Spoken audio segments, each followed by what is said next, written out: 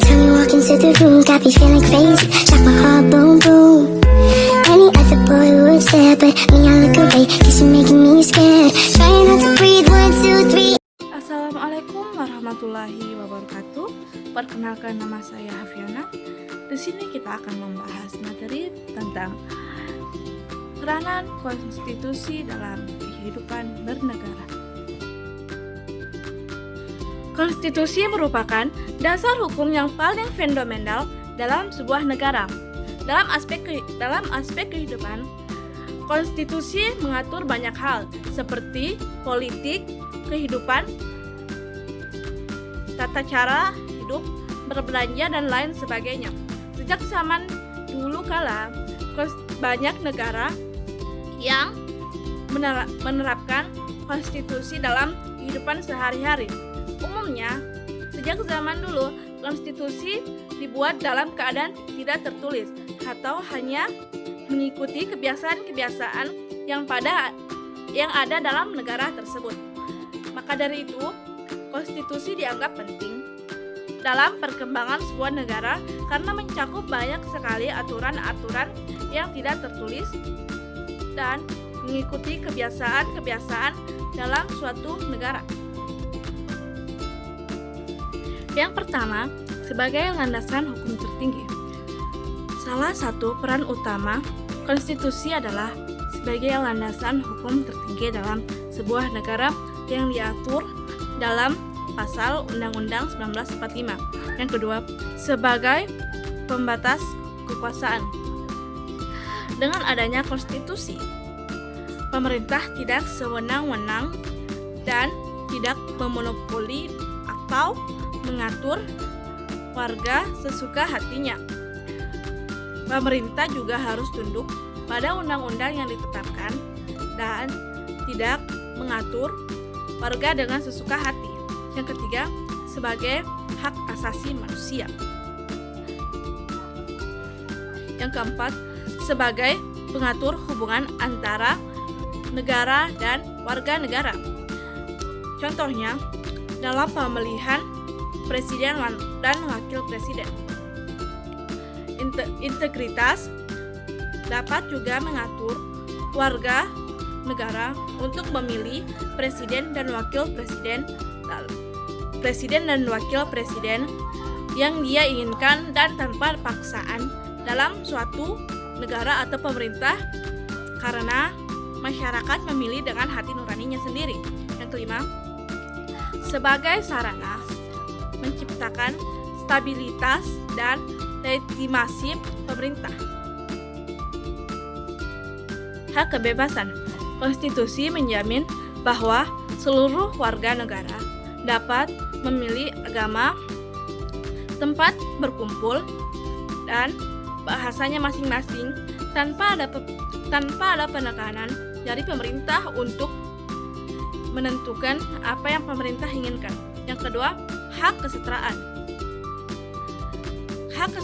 Hak kesetaraan harus ada dalam setiap negara karena semua warga negara itu sama dan tidak ada intimidasi atau perbedaan yang signifikan dalam sebuah negara karena dalam sebuah negara itu satu. Yang kedua, hak berpartisipasi. Warga negara berhak berpartisipasi dalam pemilihan umum atau pemilihan calon kepala dan wakil kepala desa tanpa adanya perbedaan. Karena warga negara bebas untuk memilih dan tidak ada tekanan dari pemerintah manapun itu. Membayar pajak. Setiap warga negara wajib membayar pajak untuk pemerintah dan membiayai pemerintah. Yang kedua, wajib mematuhi hukum. Setiap warga negara wajib menaati hukum yang berlaku di negara tersebut tanpa adanya bantahan dan tanpa adanya penolakan. Yang ketiga, kewajiban menjaga keamanan dan ketertiban. Setiap warga negara wajib untuk menjaga keamanan dan ketertiban dalam suatu negara tanpa adanya perselisihan yang berlaku. Kewajiban pemerintah yaitu kewajiban melindungi hak-hak rakyat. Konstitusi mengatur bahwa pemerintah wajib melindungi hak-hak rakyat dan memberikan keadilan bagi semua rakyat. Yang kedua, kewajiban memberikan fasilitas yang memadai. Pemerintah wajib memberikan fasilitas yang memadai untuk masyarakat seperti pendidikan dan kesehatan. Yang ketiga, kewajiban untuk mengatur dan mempertanggungjawabkan keuangan negara. Pemerintah harus dapat mengatur keuangan negara dengan baik dan tanpa adanya korupsi, dan harus mengelola keuangan itu untuk kepentingan masyarakat dan bukan untuk kepentingan pemerintah itu sendiri. Prinsip-prinsip apa saja yang harus ada dalam pemerintahan? Yang pertama, prinsip demokrasi. Konstitusi menyatakan bahwa pemerintah yang terpilih harus menjalankan apa saja yang dikatakannya dalam demokrasinya. Yang kedua, prinsip keadilan. Prinsip ini menyatakan bahwa pemerintah harus memberikan keadilan bagi seluruh masyarakat dalam negara tersebut tanpa adanya diskriminasi. Yang keempat, prinsip transparansi. Pemerintah harus transparan tanpa membeda-bedakan suatu ras, suku, agama, dan negara, dengan memberikan keadilan bagi seseorang yang membutuhkan keadilan. Tentu saja, di setiap era pasti terdapat banyak sekali kendala-kendala atau hal-hal yang menyulitkan dalam implementasi.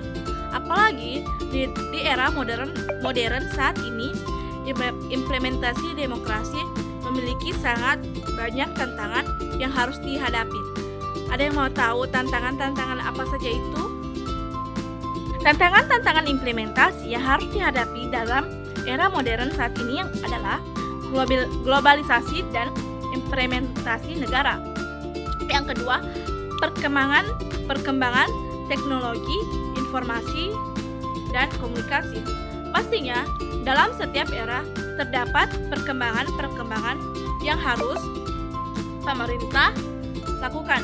Yang ketiga, pluralisme dan multikularisme. Yang keempat, korupsi dan governance.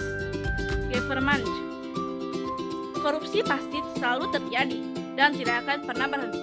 Maka dari itulah pemerintah harus mencoba mengatasi korupsi yang terjadi dalam setiap pemerintahan. Yang terakhir, perubahan iklim dan lingkungan hidup. Pastilah dalam setiap pemerintahan terjadi perubahan iklim dan lingkungan hidup. Maka dari itulah pemerintah harus berpikir bagaimana cara menangani perubahan ini. Jadi, kesimpulan yang dapat kita ambil dari materi yang saya jelaskan ini adalah bahwa konstitusi sangat penting untuk suatu negara. Karena tanpa adanya konstitusi, negara akan sangat susah terbentuk. Karena meskipun sebuah negara sudah terbentuk dengan adanya syarat-syarat yang ditentukan, penduduk yang memadai,